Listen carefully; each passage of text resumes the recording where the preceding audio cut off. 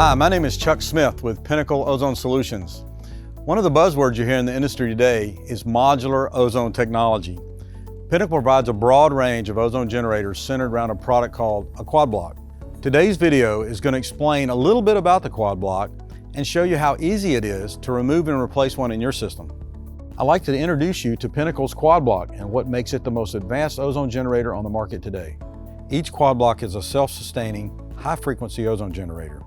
The QuadBlock has its own internal processor, high voltage section, and a series of 4 ozone reactors operating in parallel. All cooling water, oxygen, and ozone are processed through the rear of the unit. The QuadBlock is powered by a 300-volt DC bus. Maximum delivered power is 2.8 kilowatts with an incredible turndown ratio of 100:1. The host controller communicates to the QuadBlock via an RS-485 interface. Each QuadBlock in the rack has its own unique address.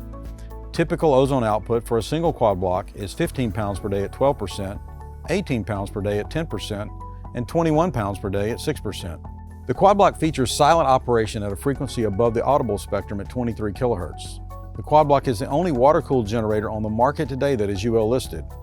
Electrical safety is a major concern these days, and Pinnacle is the industry leader in providing safe products to the end user.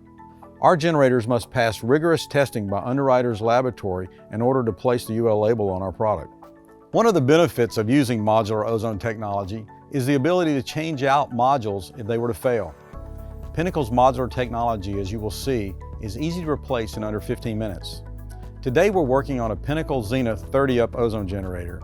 I'm working with David Miller, our shop manager, and we're going to walk you through the process and show you just how easy it is. The first step in changing out a QuadBlock is to turn power off to the unit and lock it out.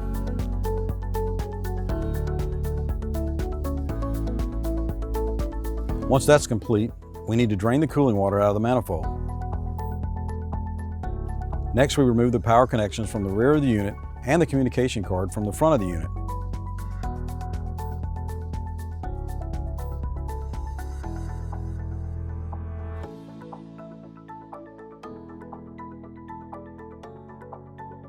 There are 4 ¼ 20 bolts that hold the QuadBlock to the frame assembly that must be removed with a 7/16 wrench.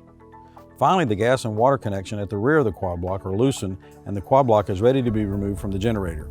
You'll need a 7/8 and 11/16 wrench to loosen these connections.